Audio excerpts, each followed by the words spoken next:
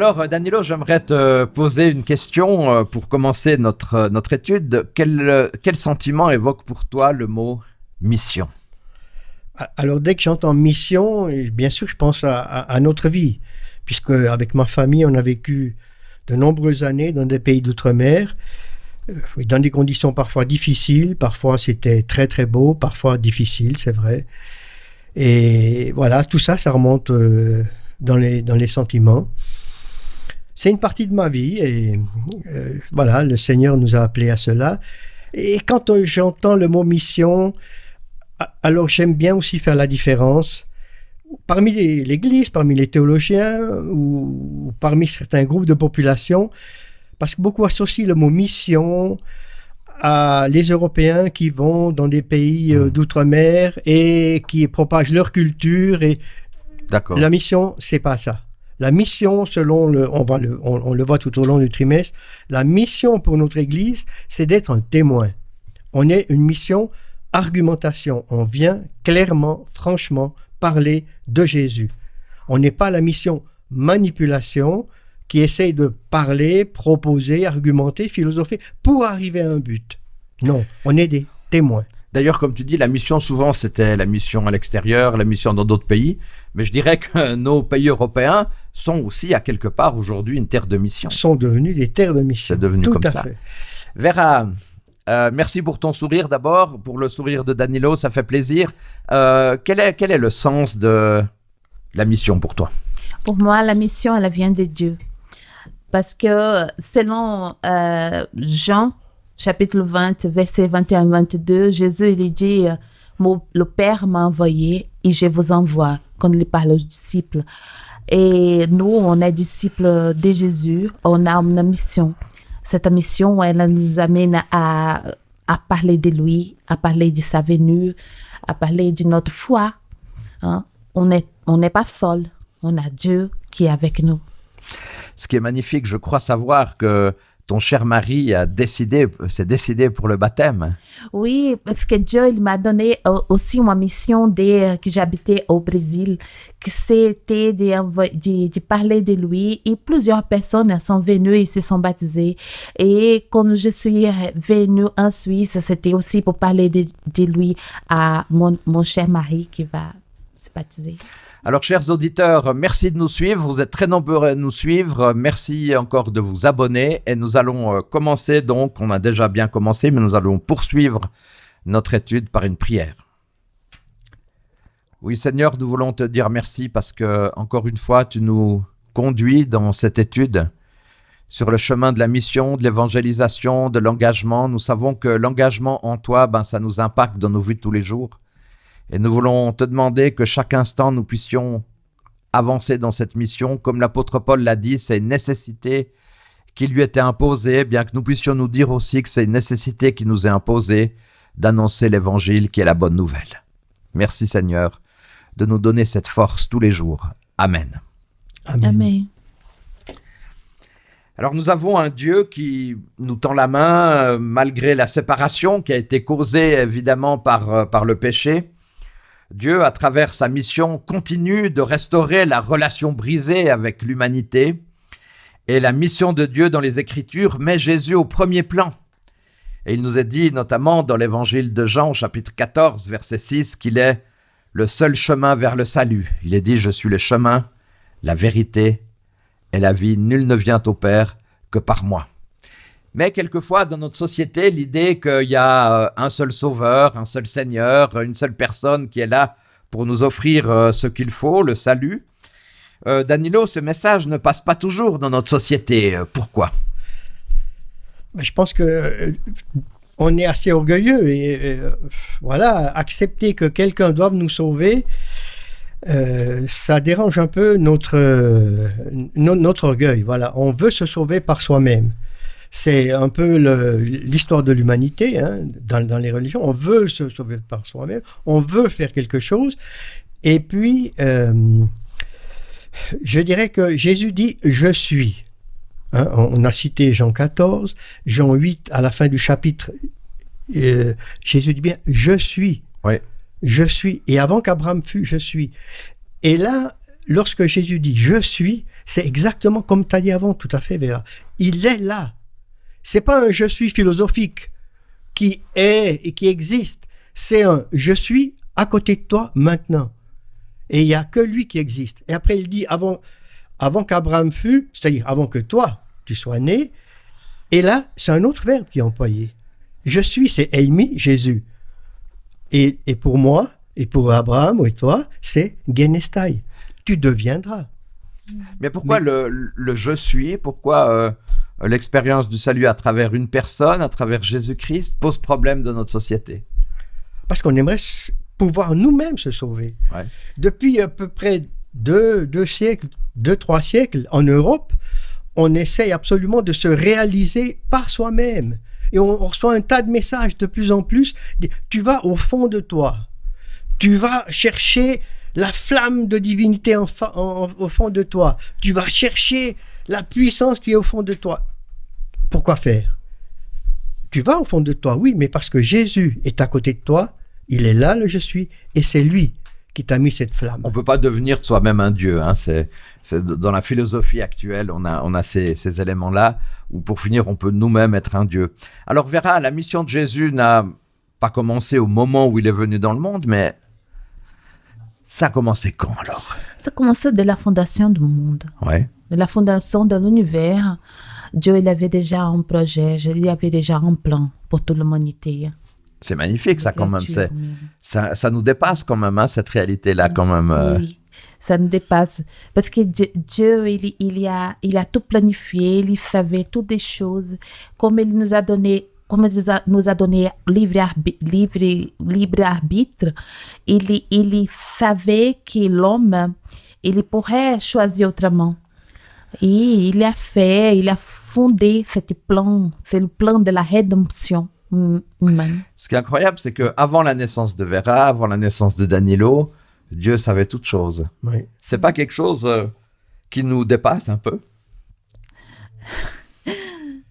Bien sûr, ça nous dépasse. Et puis, on pense tout de suite à un mot, prédestination, préexistence.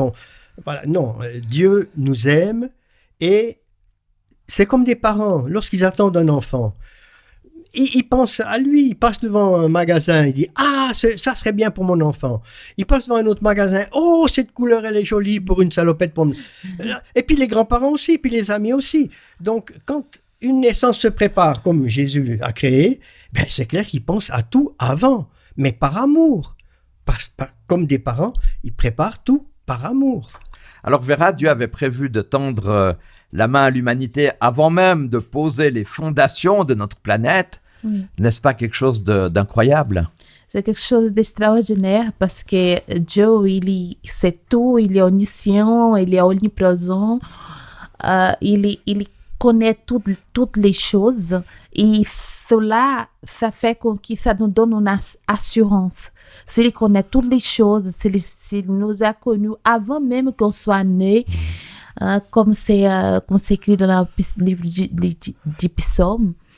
Et nous, on peut avoir totale confiance, on peut marcher avec lui parce qu'il fait exactement ce qu'il faut pour nous. Mais par contre, par rapport à ce que tu dis, ce qui est magnifique aussi, c'est que Dieu ne va pas utiliser son omniscience, son omnipotence, sa toute science pour changer le cours des événements. Il va toujours nous laisser libres. Je donnais, il n'y a pas longtemps, d'ailleurs, c'était avec ton mari, une étude biblique, où je rappelais que Dieu ne va pas utiliser son omniscience pour changer le cours des événements. Il va toujours laisser l'individu libre. Parce qu'il lui a donné le libre arbitre. Ça, c'est une preuve d'amour extraordinaire. Alors, Danilo, bien que le terme Trinité ne soit pas mentionné dans la Bible, on trouve de nombreuses indications en lien avec la mission qui implique les 3 personnes de la divinité. Père, Fils et Saint-Esprit sont tous impliqués dans l'œuvre du salut des âmes. Pourquoi cette idée est-elle aussi réconfortante? Alors, c'est magnifique de voir que la divinité est unie et que chacun œuvre pour mon bien à moi, parce que je suis l'objet d'une pensée de la divinité. Chacun de nous est l'objet d'une pensée de la divinité qui est unie et qui veulent tous mon bien. Si on prend les Grecs, par exemple, d'autres religions, mais prenons les Grecs, parce qu'on admire tellement les Grecs, la sagesse, l'intelligence, Mais qu'est-ce que c'est le Panthéon, leur Dieu? Mais c'est une catastrophe. C'est misérable. Les dieux, mais ils sont jaloux, ils se font la guerre, et ils se trompent. Il n'y a pas d'unité. Nous, notre Père céleste est uni avec son Fils et avec le Saint-Esprit. Ça, c'est rassurant. Tu as dit 2 mots là qu'il faut toujours garder à l'esprit. Assurance et confiance. Oui. Ça nous donne assurance et confiance. Oui, parce qu'il n'y a pas, à quelque part, on a parlé tout à l'heure qu'il y a un seul sauveur, mais à travers ce seul sauveur, on a quand même une trilogie extrêmement importante. Alors ça, on ne va pas refaire tout le débat de la Trinité, puisqu'il y a pas mal de discussions, même dans notre Église, effectivement, sur ce terme. Mais comme tu le dis très justement, je trouve que c'est quand même magnifique d'avoir le Père, le Fils et le Saint-Esprit. Danilo, est-ce que tu nous lirais Matthieu 28, 16 à 20 ?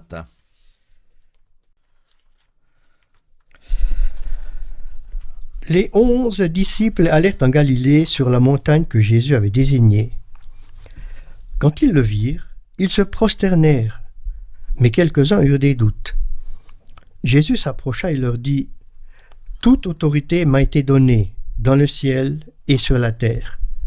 Allez, faites des gens de toutes les nations des disciples. Baptisez-les pour le nom du Père, du Fils et du Saint-Esprit, et enseignez-leur à garder tout ce que je vous ai commandé. Quant à moi, je suis avec vous tous les jours, jusqu'à la fin. » Alors, Danilo, puis après je reposerai la même question à Vera, mais quels sont les éléments du discipulat que tu peux identifier dans ces quelques versets ? Alors, il y a le mot... déjà, il y a l'idée, la dimension rationnelle. On doit enseigner, on doit partager nos connaissances. Et ça, c'est essentiel. Partager, voilà, j'ai connu. Je suis un témoin. Témoigner. Et je peux dire, voilà, j'ai connu ça. Voilà, il y a la dimension relationnelle aussi. Faites des disciples. Jésus, comment est-ce qu'il a travaillé sur la terre? Il a créé des relations avec un petit groupe. C'était un vrai maître, comme il y en a en Orient.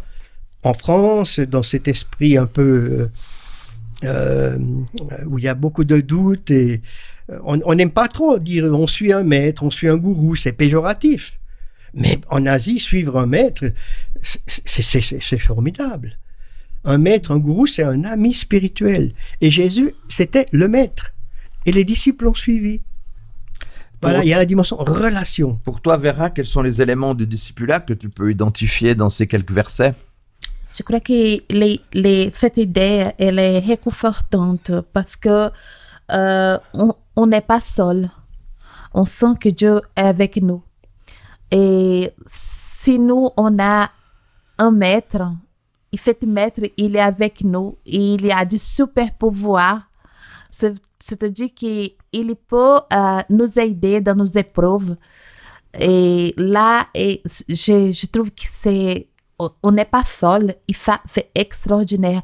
Combien de personnes aimeraient bien avoir un Dieu, avoir quelqu'un à qui fait totale confiance, savoir que lui, il ne le fera pas tomber, n'importe quelle difficulté qu'on a. Bon, la difficulté, c'est que souvent les personnes disent « mais moi j'ai envie de toucher ». Mais ce Dieu, il est quand même un peu inaccessible. Oui, mais ses actions sont bien là. Ses actions sont là, ses effets sont là aussi. Oui, hein. Oui. Ça, c'est sûr. Alors, Jésus, ici, il donne l'ordre à ses disciples d'aller, de faire des disciples, les enseignant dans la foi, en les accueillant, effectivement, dans la communion. Et je pense qu'on peut découvrir 4 aspects dans ces quelques versets. D'abord, Jésus ordonne à ses disciples d'aller en Galilée pour être avec lui. Ensuite, Jésus annonce son autorité. Ça, c'est important aussi, parce que pour avoir confiance, n'est-ce pas, c'est important d'avoir une personne avec de l'autorité. Oui. Pour moi, c'est le plus important. Ça, c'est important. Il a de l'autorité, il est là. Je rappelle quand même que ces versets sont liés suite à la résurrection du Christ. Donc, il y a eu quand même des événements qui ont précédé ces quelques versets qui sont extraordinaires. Jésus, il apparaît aux disciples pendant 40 jours. Et puis, Jésus souhaite faire des disciples. Jésus, il compte sur les autres. Il pourrait se dire, moi, je suis le Fils de Dieu, je vais tout faire. Non, il compte sur les autres. Et enfin, point 4, Jésus promet d'être avec ses disciples jusqu'à la fin du monde. Alors, Danilo et Vera, vous imaginez, Jésus, il promet d'être avec nous jusqu'à la fin du monde. Ça, c'est quand même très fort. Hein? Ça transforme la vie. Ça, on n'est jamais seul. Et je suis est vraiment là, c'est l'être. Et puis sur une grande durée quand même. Hein? C'est pas juste pour une semaine, 2 semaines, jusqu'à un mois. La fin. Et comme a dit Vera, ou toi qui l'as souligné tout à l'heure, l'autorité. Il a l'autorité. Je peux avoir confiance en lui. Le Zeus, pour les Grecs. Mais comment est-ce qu'il est devenu le dieu des dieux? Il est né, sa maman a dû tromper un peu son mari. Après, le père de Zeus voulait le manger parce qu'une prophétie disait que un jour il prendrait sa place. Et Zeus, quand il s'est caché, il a grandi. Après, il a dû lutter, massacrer, s'allier à d'autres dieux pour massacrer. Mais il n'y a aucune autorité sur moi, un être pareil. C'est misérable comme histoire. C'est vraiment misérable.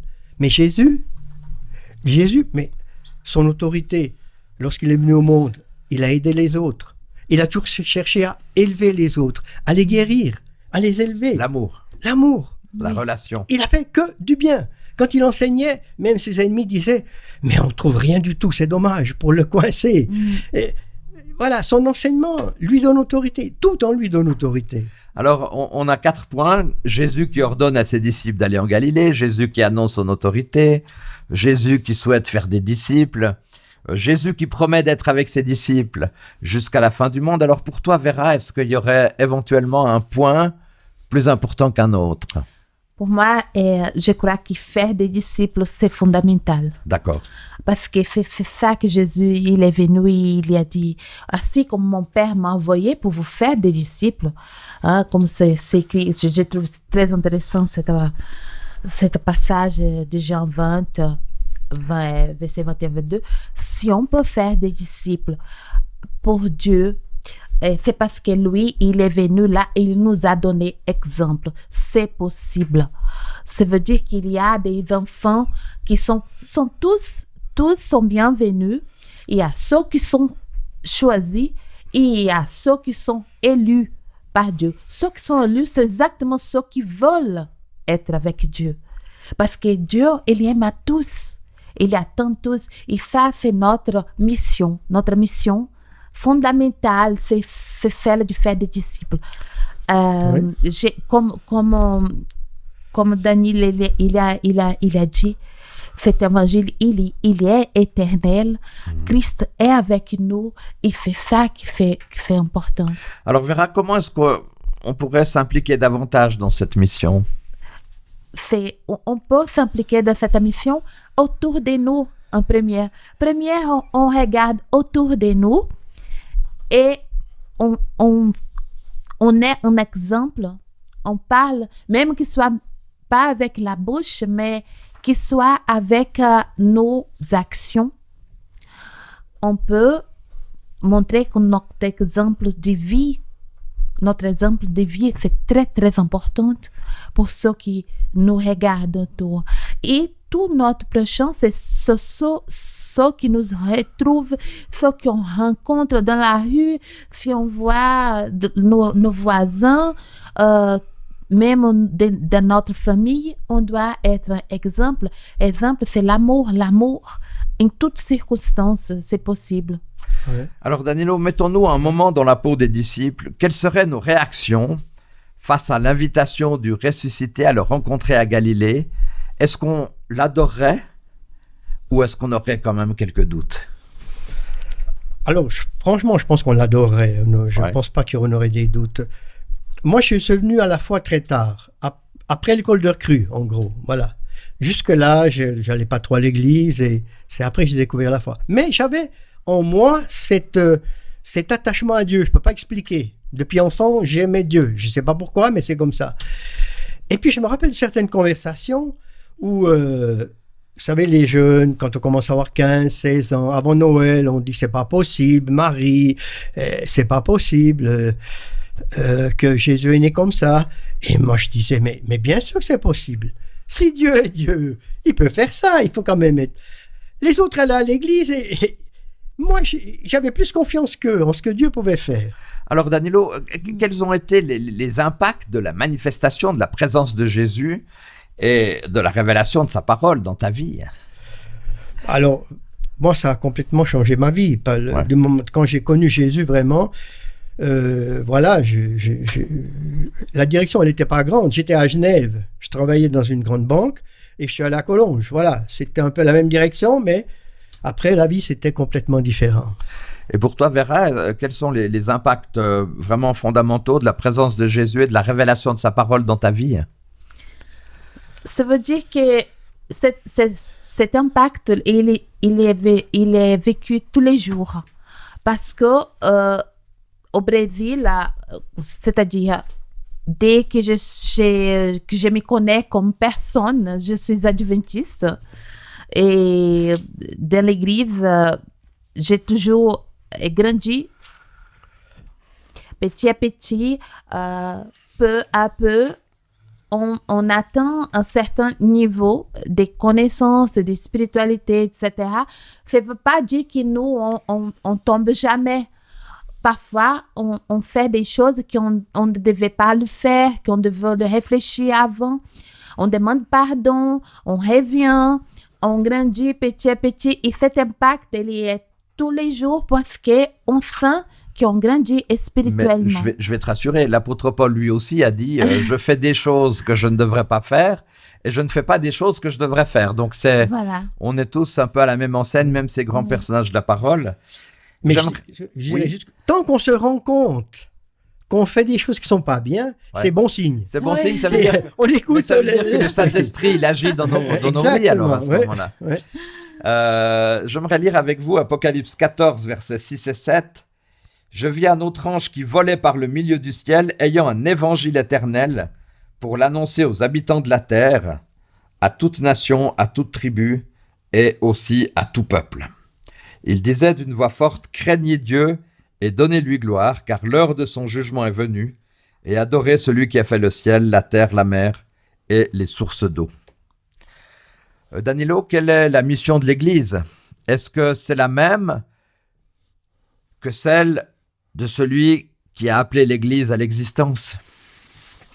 Je pense que Jésus nous a donné la mission et oui, c'est la même dans le sens que le but, c'est de retrouver le chemin du ciel par le salut qui nous est offert, par notre Sauveur. Ça, oui.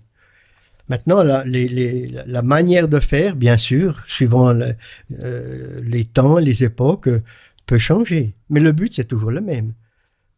Qu'on se retrouve tous au ciel, ou le plus grand nombre possible. Donc Danilo nous dit c'est la même mission, mais en même temps, les choses doivent changer. Alors, toi, Vera, est-ce que tu verrais quelque chose de spécial dans l'exercice de la mission aujourd'hui? Je crois que la mission aujourd'hui, pour le temps qu'on vit, c'est toujours comme Denis l'a dit, hein, c'est très, très juste.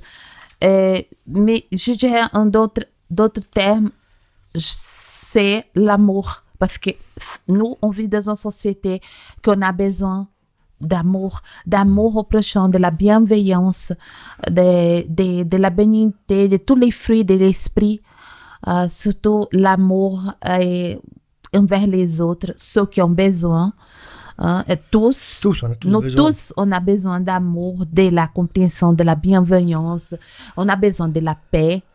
Alors, je crois que les fruits de l'esprit, ils doivent être mis en œuvre dans nos jours. D'ailleurs, Ellen White disait quelque chose de très juste sur la mission, l'évangélisation. Oui. Elle disait qu'on doit toujours témoigner avec tact. Oui. Et j'aime bien cette idée du témoignage avec tact parce que nous, on a compris beaucoup de choses. D'autres, peut-être, ont compris des choses, mais un peu différemment. Et comme tu le dis très justement, Vera, on a besoin de cet amour, de cette bienveillance, de cette compréhension. Et justement, pour revenir à Ellen White, dans le livre Témoignages pour l'Église, volume 1, page 413, elle transmet une déclaration que je trouve extrêmement intéressante. Elle dit « L'Église a pour mission de sauver les pécheurs. Elle doit faire connaître l'amour de Dieu, c'est exactement ce que tu viens de dire, pour les hommes ou les femmes et les gagner au Christ par la vertu de cet amour. » Alors, est-ce que vraiment, Danilo, dans notre témoignage, dans les actions d'évangélisation, est-ce que chaque membre d'église, de chaque église, a toujours cet amour lorsqu'elle témoigne? Ah ben, ça serait souhaitable, mais malheureusement... Ça serait souhaitable, voilà, j'ai noté. Ça serait souhaitable. Mais c'est pas toujours une réalité, hein, Mais quand même. l'apôtre Paul nous dit que si on veut témoigner, ben, c'est l'amour du Christ qui nous presse. Je dirais aussi dire que dans la mission de Dieu, elle est au-delà de toutes les barrières sociales, Oui, oui. raciales, géographiques et d'autres barrières qui existent. La mission de Dieu est pour toute la terre. Exactement. Et cette mission-là, elle ne peut pas être vécue sans l'amour. Et cet amour doit être développé dans l'ensemble de nos églises. Moi, je fais partie je dois le dire au témoignage personnel, mais d'une communauté où il y a beaucoup de cultures qui sont représentées dans cette communauté. Et je dois dire que c'est une richesse énorme. Énorme. Parce qu'on nous apprend beaucoup de choses sur le sens de l'engagement, sur le sens de la relation à Dieu. L'unité. Moi, j'aime beaucoup aussi tous les Suisses, mais en même temps, je crois qu'on a besoin de toutes ces cultures pour faire avancer l'Église. Toi, Danilo, qui a beaucoup voyagé, tu es d'accord avec ça? Ah, moi je trouve que c'est un enrichissement, voilà, bien sûr. Plus on connaît de monde, plus on est riche, voilà. Je crois bien que tu aimes bien les Suisses. T'es un Suisse. Oui, bien sûr, mais en même temps, des fois on m'a dit, on n'a pas l'impression que tu es vraiment le Suisse, puisque tu aimes beaucoup travailler avec beaucoup de cultures. Et je pense que ça, c'est quelque chose de magnifique. Ça veut dire que les Suisses sont ouverts à d'autres cultures. C'est pour ça que nous, on a d'autres cultures dans le pays. C'est important. Et ne pas être déstabilisé si on a plusieurs cultures où on travaille ensemble. Oui, alors ça, c'est important. C'est un point, on est tous d'accord. Si on en parle, on est tous d'accord. Mais voilà, j'ai des cas, pas dans notre fédération, où il n'y a pas très longtemps, des membres ont dit au pasteur, si ces gens-là viennent encore à l'église, on ne vient plus. Mais moi, j'ai entendu même certaines remarques en disant ça nous déstabilise un peu, c'est plus l'église comme avant, mais c'est l'église qui bouge, l'église qui avance et où il y a beaucoup de croissance. Alors, la mission est à l'église ce que l'air est à nos vies. Sans air, on meurt. Sans la mission, l'église, elle meurt. Une parole un peu forte, mais je pense que sans la mission, si on est une église, je pense, repliée sur nous-mêmes, si on est une église, on fait que des choses entre les membres d'église, mais qu'on n'a pas derrière la tête cette idée de partager le message, de partager l'évangile, je pense qu'on se fourvoie. C'est mon idée en tout cas. Alors, c'est la dimension missionnelle. Hein, missionnelle, voilà. Mission, voilà. Matétosate, il nous dit dans la leçon, ce mot-là grec, il dit faire des disciples, vraiment faire des disciples. C'est le but. Alors, que pouvons-nous faire pour nourrir la vie de notre église, Danilo? Alors, numéro 1, retour à la parole. Ouais. Apprendre, aimer soi-même la parole et étudier la parole. Et lorsqu'il y a des discussions à l'église, que dit la Bible? Que dit la parole? Ça, c'est le grand numéro 1. Parce qu'il y a tout dans la parole. Comment je dois me conduire, comment je dois répondre, ce que je dois faire, ce que je dois faire. Il y a tout. Mais retournons à la parole. Des fois, on se fourvoie un peu, on est un peu... Alors, c'est pour ça qu'on est ensemble. On sort un peu de la parole. Oui, heureusement qu'il y a 3 ADS, alors. Hein. Ouais, exactement. Numéro 1, c'est la parole. Et puis après, je dirais, c'est le partage. Mais le partage social. L'apôtre Paul, moi, j'avais noté un verset ici, 1 Timothée 5,4, qui nous dit « Exercer la piété dans leur propre maison, et à rendre à leurs parents ce qu'ils ont reçu d'eux. » Et il dit plus loin, ceux qui ne font pas ça, ils sont pires que des non-croyants. Et le mot, ce sont des apitous, ce sont des non-croyants. Des non-croyants. Si on n'a pas ces relations, ce soin pour nos membres d'église, pour notre famille, et d'ailleurs, je dirais, c'est important. Tu parles de soins des membres d'église.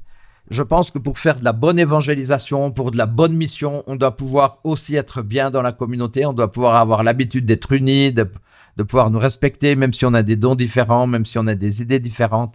Et je pense que ces éléments-là, à l'interne de la communauté, vont nous aider aussi pour partager le message à l'extérieur, je pense. Oui, et je disais encore... Vas-y, bien. Excusez-moi.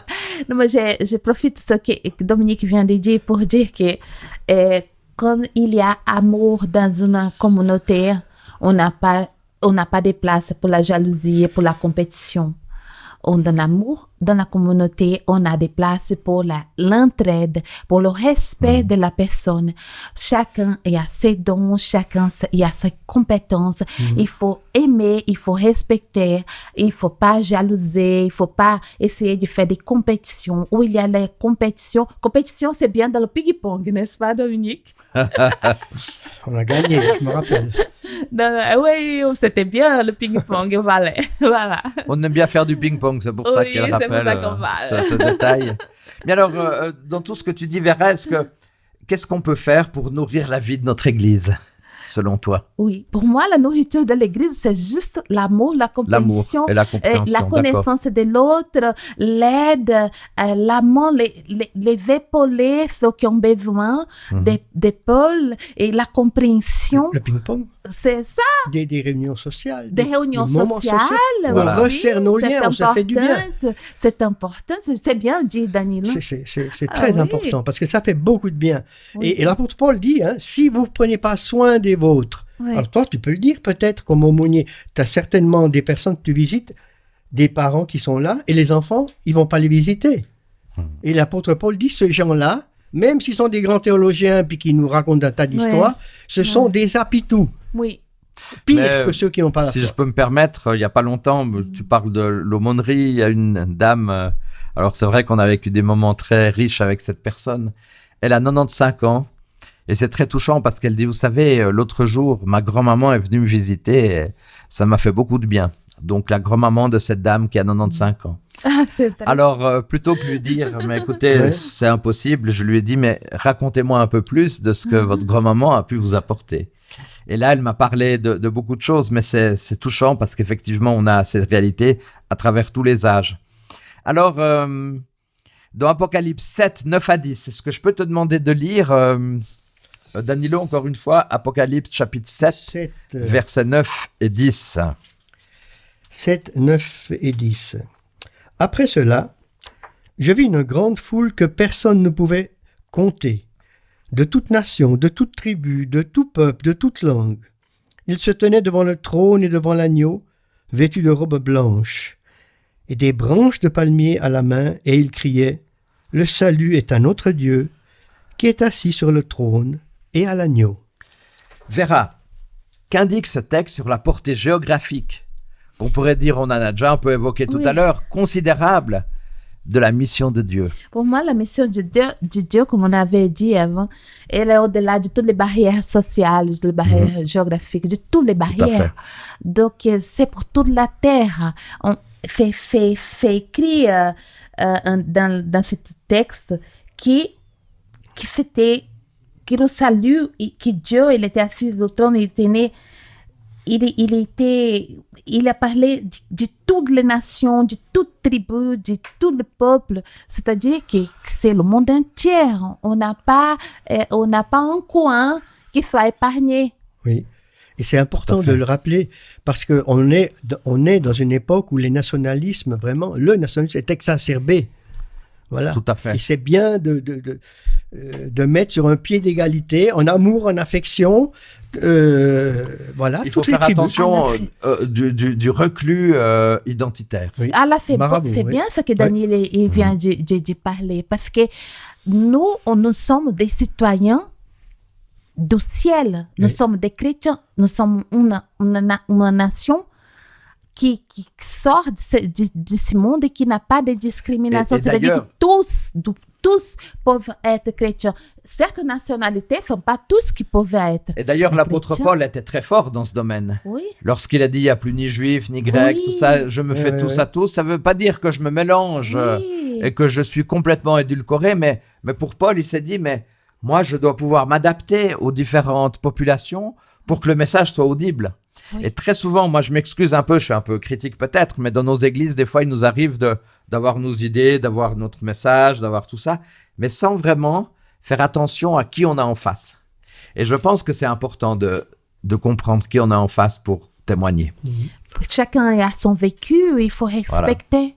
Voilà. Et dans Matthieu 28, verset 19, il est stipulé, vous vous rendez compte, chers auditeurs, c'est magnifique, que l'évangile du Christ doit atteindre toutes les catégories, toutes les nations, toutes les langues, tous les peuples. Et on va devoir gentiment arriver à la fin de cette deuxième étude. Malheureusement, le temps passe bien trop vite, mais dans Acte 1, verset 8, on a un élément très important que j'aimerais lire avec vous. Acte chapitre 1er, verset 8 nous dit « Mais vous recevrez une puissance ». La dynamis, le terme puissance en grec, c'est la dynamis. C'est comme la dynamo d'un vélo. On a parlé du ping-pong, on peut parler du vélo.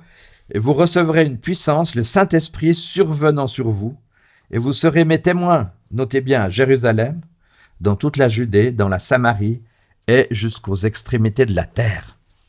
J'aimerais qu'on termine par une petite analyse.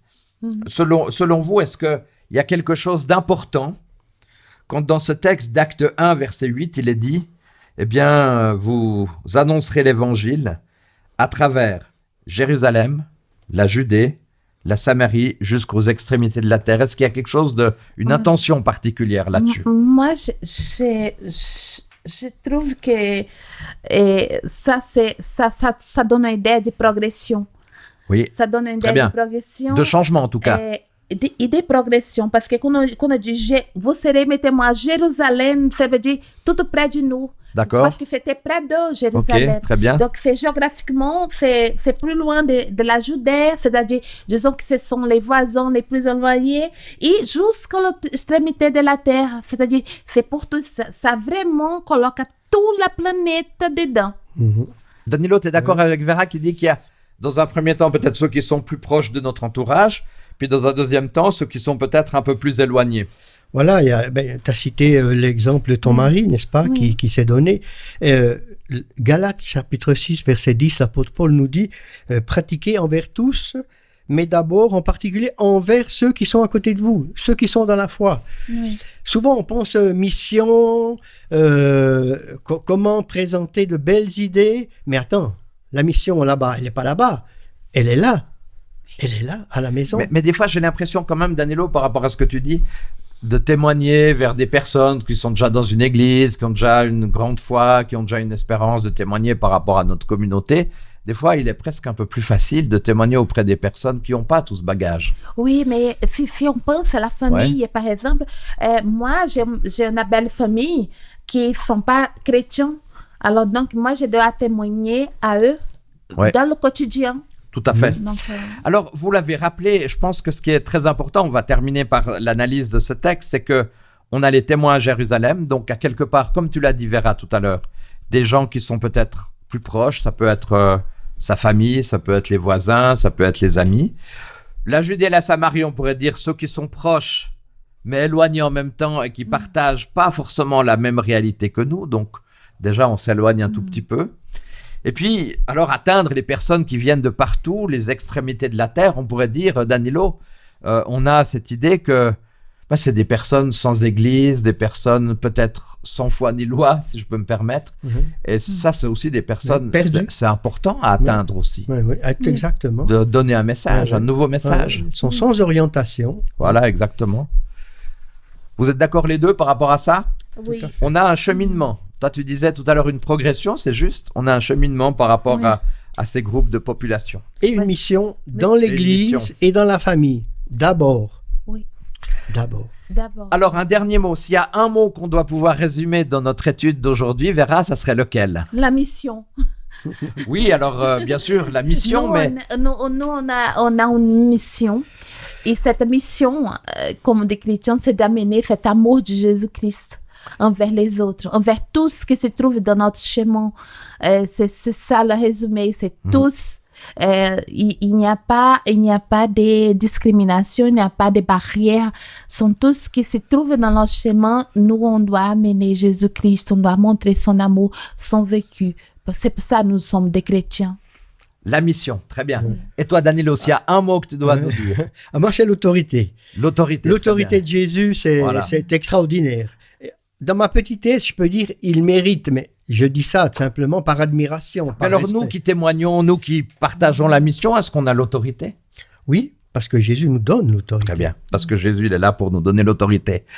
Cher Vera, cher Danilo, ça me fait un grand plaisir qu'on ait pu vivre cette étude ensemble. On va se retrouver dans 15 jours pour l'étude numéro 4. Donc, je me réjouis déjà de vous retrouver dans 15 jours. Et puis, chers auditeurs, merci de nous suivre. Merci de continuer à être des fidèles auditeurs de l'émission 3DS qui a beaucoup de succès. Mais le succès, il vient d'en haut, il vient de Dieu. Et continuez à vous abonner. Merci aussi à la technique qui fait toujours de l'excellent travail. Et j'aimerais qu'on puisse demander à Dieu de nous montrer peut-être comment nous pouvons devenir un agent de son amour pour eux. Tu terminerais, Vera, par une dernière prière, s'il te plaît. Seigneur notre Dieu, notre Père, on te remercie pour ce moment, pour cette opportunité de partager ta parole avec tous. Et on te demande, Seigneur, de rester avec nous pendant tout ce qu'on fait et aussi bénir cette émission. Au nom de Jésus. Amen. Amen. Amen. Alors, bonne étude à chacune et à chacun. Merci. Et à la semaine prochaine. Merci. Bye bye.